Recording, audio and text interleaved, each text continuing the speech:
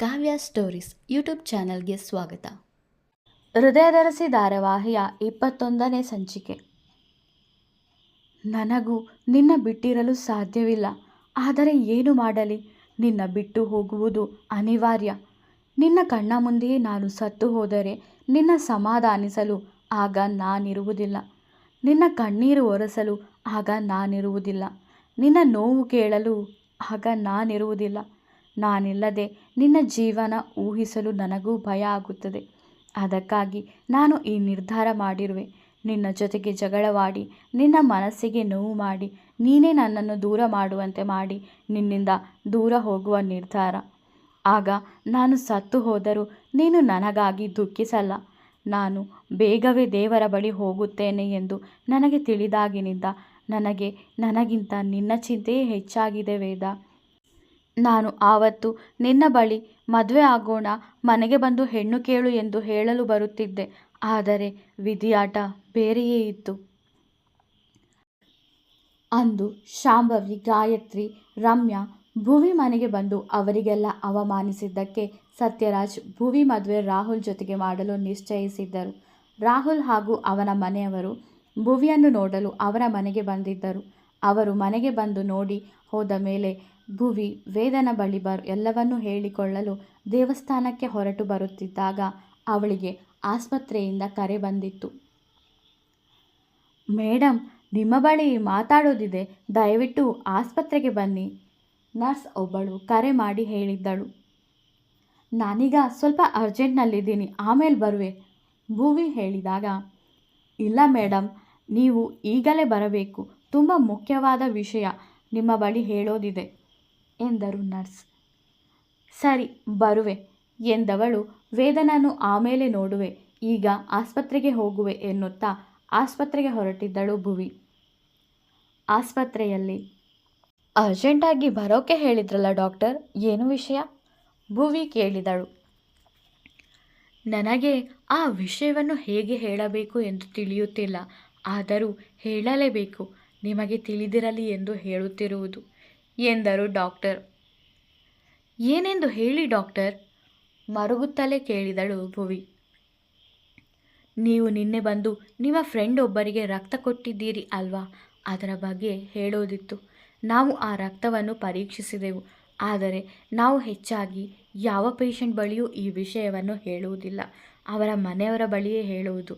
ಆದರೆ ನಿಮ್ಮ ಬಳಿ ಹೇಳಬೇಕಾಗಿದೆ, ಸಮಯ ಮೀರಿ ಹೋಗಿದೆ. ಡಾಕ್ಟರ್ ಹೇಳುತ್ತಿರಬೇಕಾದರೆ, ರಕ್ತ ಕೊಟ್ಟಿದ್ದು ನಾನೇ, ಏನಾಯಿತು ಡಾಕ್ಟರ್, ಅದೇನು ಹೇಳಬೇಕೆಂದಿದ್ದೀರೋ ಹೇಳಿ ಡಾಕ್ಟರ್, ಭುವಿ ಹೇಳಿದಾಗ, ಅದು ನಿಮಗೆ ಬ್ಲಡ್ ಕ್ಯಾನ್ಸರ್ ಫೈನಲ್ ಸ್ಟೇಜ್ನಲ್ಲಿದೆ, ನೀವು ಇನ್ನೂ 2-3 ತಿಂಗಳಷ್ಟೇ ಬದುಕಿರುವುದು ಎಂದರು ಡಾಕ್ಟರ್. ಡಾಕ್ಟರ್, ನನಗೆ ಬ್ಲಡ್ ಕ್ಯಾನ್ಸರಾ? ಅವಳಿಗೆ ಅವಳ ಆರೋಗ್ಯಕ್ಕಿಂತ ಮೊದಲು ನೆನಪಾದದ್ದು ವೇದ. ನೀವು ಹೇಳುತ್ತಿರುವುದು ನಿಜವೇ? ಬೇಕಿದ್ದರೆ ಇನ್ನೊಮ್ಮೆ ಪರೀಕ್ಷಿಸಿ, ಭುವಿ ಹೇಳಿದಾಗ, ನಾವು ಈಗಾಗಲೇ ತುಂಬ ಬಾರಿ ಪರೀಕ್ಷಿಸಿದೆವು, ನಿಮಗೆ ಕ್ಯಾನ್ಸರ್ ಇರುವುದು ಖಚಿತವಾಗಿದೆ, ಡಾಕ್ಟರ್ ಹೇಳಿದಾಗ ಕಣ್ಣು ತುಂಬಿ ಬಂದಿತ್ತು ಅವಳಲ್ಲಿ. ನಾನಿರದಿದ್ದರೆ ವೇದ ಹೇಗಿರುವ? ನನ್ನ ಮೇಲೆ ಹುಚ್ಚು ಪ್ರೀತಿ ಅವನಿಗೆ, ನನ್ನ ಬಿಟ್ಟು ಅವನು ಹೇಗೆ ಇರುತ್ತಾನೆ? ನಾನು ಅವನ ಕಣ್ಣ ಮುಂದೆಯೇ ತೀರಿ ಹೋದರೆ ಅವನು ಬದುಕಿರುವನೇ? ಖಂಡಿತ ಇಲ್ಲ, ನನ್ನ ಬಿಟ್ಟು ಅವನು ಖಂಡಿತ ಬದುಕುವುದಿಲ್ಲ. ಆದರೆ ಬದುಕುವಂತೆ ನಾನು ಮಾಡುತ್ತೇನೆ. ಹೇಗಿದ್ದರೂ ನನಗೆ ಆ ರಾಹುಲ್ ಜೊತೆಗೆ ಮದುವೆ ಮಾಡಿಸೋಕೆ ಹೊರಟಿದ್ದಾರೆ. ಈ ವಿಷಯ ಇಟ್ಟುಕೊಂಡು ನಾನು ವೇದನಿಂದ ದೂರ ಆಗುವೆ, ಅವನಿಗೆ ನನ್ನ ಮೇಲೆ ತಿರಸ್ಕಾರ ಬರುವಂತೆ ಮಾಡುವೆ. ಹಾಗೆ ಮಾಡಿದರೆ ಮಾತ್ರ ವೇದ ನನ್ನಿಂದ ದೂರ ಹೋಗುವ, ನನ್ನ ಬಿಟ್ಟು ಬದುಕುವ ಎಂದು ಚಿಂತಿಸುತ್ತಾ ದೇವಸ್ಥಾನಕ್ಕೆ ತಲುಪಿದ್ದಳು. ಭುವಿ ಸ್ನೇಹಿತೆಗೆ ಆಕ್ಸಿಡೆಂಟ್ ಆಗಿದ್ದಾಗ ಭುವಿ ಅವಳಿಗೆ ರಕ್ತ ಕೊಡಲು ಆಸ್ಪತ್ರೆಗೆ ಬಂದಿದ್ದಳು. ಅದೇ ವೇದ ಕೂಡ ಆವತ್ತು ಆಸ್ಪತ್ರೆಗೆ ಬಂದಿದ್ದ ಅಲ್ವಾ, ಅದೇ ದಿನ. ವಾಸ್ತವ ಎಲ್ಲ ಸರ್ಟಿಫಿಕೇಟ್ಗಳನ್ನು ಎತ್ತಿಟ್ಟು ವೇದನ ಬಳಿಗೆ ಬಂದವಳು, ಸಾರಿ ಕಣೋ, ನಿನ್ನ ತುಂಬ ನೋಯಿಸುತ್ತಿದ್ದೀನಿ, ನೀನು ಬೇಸರಪಟ್ಟು ಅತ್ತಾಗಲೆಲ್ಲ ನಿನಗಿಂತ ಹೆಚ್ಚು ಅತ್ತವಳು ನಾನು. ನೀನು ನನಗಾಗಿ ಕಣ್ಣೀರು ಹಾಕಿದಾಗಲೆಲ್ಲ ಹೃದಯ ಕಿತ್ತು ಬರುವಂತೆ ಆಗುತ್ತದೆ. ಆದರೆ ಏನು ಮಾಡಲಿ, ನಿನ್ನ ನಾನು ಬಿಟ್ಟು ಹೋಗಲೇಬೇಕು. ನೀನು ಸುಖವಾಗಿ 100 ಕಾಲ ಚೆನ್ನಾಗಿರಬೇಕು ಎನ್ನುತ್ತಾ ಅವನ ತಲೆ ಸವರುತ್ತಿದ್ದಳು. ಅವನ ನೋಡುತ್ತಲೇ ನಿದ್ದೆಗೆ ಜಾರಿದ್ದಳು. ಬೆಳಗ್ಗಾಗಿತ್ತು. ಬೆಚ್ಚಗೆ ಮುದುಡಿ ಮಲಗಿದ್ದ ಭುವಿಯನ್ನು ಕಂಡವನಿಗೆ ಪ್ರೀತಿ ಉಕ್ಕಿತ್ತು. ಅವಳ ಮುಖದ ಮೇಲಿದ್ದ ಕೂದಲನ್ನು ಹಿಂದಕ್ಕೆ ಸರಿಸಿದವ ಹಣೆಗೊಂದು ಮುತ್ತಿಟ್ಟು, ಅದೆಷ್ಟು ನೋವು ಮಾಡುತ್ತೀಯೆ ನೀನು. ನನ್ನ ಕಂಡರೆ ಯಾಕೆಷ್ಟು ಕೋಪ ನಿನಗೆ? ಯಾಕೆ ನನ್ನ ದೂರ ಮಾಡುತ್ತಿದ್ದೀಯ? ಅದೆಷ್ಟು ಪ್ರೀತಿ ಮಾಡುತ್ತಿದ್ದೆ ನನ್ನ, ಈಗ ಯಾಕೆಷ್ಟು ತಿರಸ್ಕಾರ? ಅವಳ ಮುಖ ನೋಡುತ್ತಲೇ ಹೇಳುತ್ತಿದ್ದ ವೇದ. ಎಚ್ಚರಗೊಂಡವಳು ಅವನನ್ನು ಕಂಡು ಎದ್ದು ಹೋಗುತ್ತಿದ್ದವಳ ಕೈ ಹಿಡಿದ ವೇದ, ಬಿಡು ಕೈ ಎಂದಳು ಭುವಿ. ಬಿಡಲ್ಲ ಅಂದರೆ ಏನು ಮಾಡ್ತೀಯಾ? ವೇದ ಕೇಳಿದಾಗ, ನೋಡು ವೇದ, ನನಗೆ ನಿನ್ನ ಜೊತೆಗೆ ಜಗಳ ಮಾಡುವ ಮನಸ್ಸಿಲ್ಲ. ಬಿಡು, ನನಗೆ ಹೋಗುವುದಿದೆ ಎಂದಳು ಭುವಿ. ನನಗೆ ನಿನ್ನ ಮೇಲೆ ತುಂಬ ಕೋಪ ಇದೆ ಭುವಿ. ತುಂಬ ನೋವು ಮಾಡುತ್ತಿದ್ದೀಯ ನೀನು ನನಗೆ. ಯಾಕೆ ಹೀಗೆಲ್ಲ ವರ್ತಿಸುತ್ತಿದ್ದೀಯಾ? ಒಪ್ಪಿಕೊಳ್ಳುವೆ ನನ್ನಿಂದ ತಪ್ಪಾಗಿದೆ ಎಂದು. ಅದನ್ನು ಸರಿಪಡಿಸಿಕೊಳ್ಳಲು ನಾನು ತುಂಬ ಕಷ್ಟಪಡುತ್ತಿರುವೆ. ಆದರೆ ನೀನು ನನ್ನ ಅರ್ಥನೇ ಮಾಡ್ಕೊಳ್ತಿಲ್ಲ. ಜೊತೆಗೆ ಆ ಅನ್ವಿ ಕೂಡ ನನ್ನ ಅರ್ಥ ಮಾಡಿಕೊಳ್ಳದೆ ನನ್ನ ಜೊತೆಗೆ ಮಾತು ಬಿಟ್ಟಿದ್ದಾಳೆ. ಹಿಂಸೆ ಅನ್ನಿಸುತ್ತಿದೆ ನನಗೆ. ನನ್ನ ತಾಯಿಯ ನಂತರ ನಾನು ತುಂಬ ಪ್ರೀತಿ ಮಾಡಿದ್ದು ನಿಮ್ಮಿಬ್ಬರನ್ನೇ. ಆದರೆ ಈಗ ನೀವಿಬ್ಬರೂ ನನ್ನನ್ನು ದೂರ ಮಾಡುತ್ತಿದ್ದೀರಿ. ಆ ಪ್ರೀತಮ್ ಜೊತೆ ಸೇರಿ ಗೊತ್ತೋ ಗೊತ್ತಿಲ್ಲದೆಯೋ ತಪ್ಪು ಮಾಡಿದ್ದಾಳೆ. ಅವಳಿಗೆ ಶಿಕ್ಷೆ ಸಿಗುವುದು ಕಾನೂನಿನ ನಿಯಮ. ನಿನ್ನ ನಾನು ತುಂಬ ಪ್ರೀತಿ ಮಾಡುತ್ತಿದ್ದೇನೆ. ನೀನು ನನ್ನಿಂದ ಎಲ್ಲಿ ದೂರ ಹೋಗುತ್ತೀಯೋ ಎನ್ನುವ ಭಯದಿಂದ ವಿನು ಹೇಳಿದ ಹಾಗೆ ಮಾಡಿದೆ. ಈಗೇನು ನಿನ್ನದು ಈ ರೀತಿಯ ವರ್ತನೆ? ನನಗೆ ನಿಜವಾಗಿಯೂ ಇದೆಲ್ಲ ಸಹಿಸೋಕೆ ಆಗ್ತಿಲ್ಲ ವೇದ ಹೇಳಿದಾಗ, ಅದೇ ಯಾಕಿಷ್ಟು ಕಷ್ಟ ಅನುಭವಿಸುತ್ತೀಯ ನನ್ನಿಂದ? ನನಗೆ ಡಿವೋರ್ಸ್ ಕೊಟ್ಟು ಬಿಡು. ನಿನ್ನಿಂದ ದೂರ ಹೋಗುತ್ತೇನೆ. ಆಮೇಲೆ ನಿನಗೆ ತೊಂದರೆ ಕೊಡಲು ಯಾರೂ ಇರುವುದಿಲ್ಲ. ನೀನು ಖುಷಿಯಾಗಿರಬಹುದು ಎಂದಳು ಭುವಿ. ನಿನ್ನ ಬಿಟ್ಟು ನಾನೇಗೆ ಖುಷಿಯಾಗಿರುವೆ ನೀನೇ ಯೋಚಿಸು. ನಾನಿಲ್ಲಿ ನಮಗೆ ಹುಟ್ಟೋ ಮಕ್ಕಳಿಗೆ ಹೆಸರನ್ನೆಲ್ಲ ಯೋಚಿಸಿ ಇಟ್ಟಿದ್ದೇನೆ. ನೀನು ಯಾವಾಗಲೂ ಡಿವೋರ್ಸ್ ವಿಷಯನೇ ಮಾತಾಡ್ತೀಯ. ನನಗೆ ನನ್ನ ತಾಯಿ ಮತ್ತೆ ನನ್ನ ಮಗಳಾಗಿ ಹುಟ್ಟಿ ಬರಬೇಕೆಂಬ ಆಸೆ. ಅವಳಿಗೆ ನಾನು ಲಕ್ಷ್ಮಿ ಅಂತಾಲೇ ಹೆಸರಿಡುವುದು. ನೀನು ಬೇಕಿದ್ದರೆ ನಮ್ಮ ಗಂಡು ಮಗುವಿಗೆ ಹೆಸರು ಇಟ್ಟುಕೋ. ನನ್ನ ಮಗಳಿಗೆ ಮಾತ್ರ ಲಕ್ಷ್ಮಿ ಅಂತಾನೆ ಹೆಸರು ಫಿಕ್ಸ್ ಮಾಡಿದ್ದೀನಿ. ವೇದ ಹೇಳುತ್ತಿರಬೇಕಾದರೆ, ನಿನ್ನ ಜೊತೆಗೆ ಇರಲೇ ಇಷ್ಟ ಇಲ್ಲ ನನಗೆ. ನೀನು ಮಗು ಹೆಸರು ಅಂತೆಲ್ಲ ಮಾತಾಡ್ತಿದ್ದೀಯಲ್ಲ ವೇದ, ಬಿಡು ನನ್ನ ಕೈನ. ಭುವಿ ಜೋರಾಗಿ ಹೇಳಿದಳು. ಪಾಪ, ಅವಳ ಕಷ್ಟ ಅವಳಿಗೆ.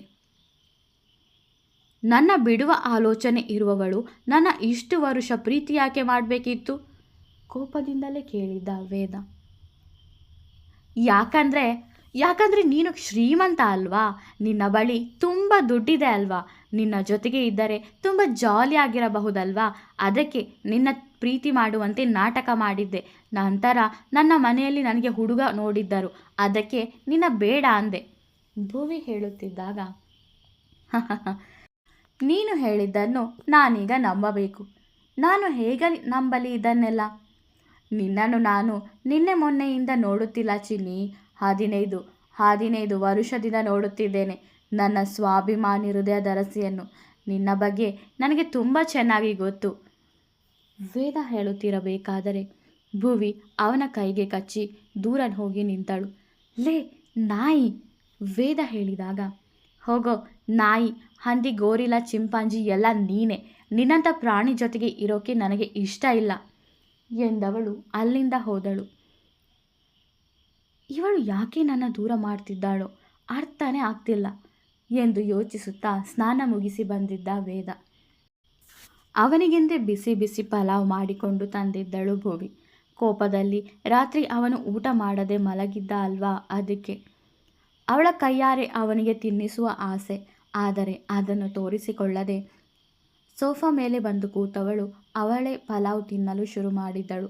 ಅವಳನ್ನೇ ನೋಡುತ್ತಾ ಯೂನಿಫಾರ್ಮ್ ಹಾಕುತ್ತಿದ್ದವ ಅಲ್ಲ, ನಾನು ನಿನ್ನೆ ರಾತ್ರಿಯೇ ಊಟ ಮಾಡಿಲ್ಲ.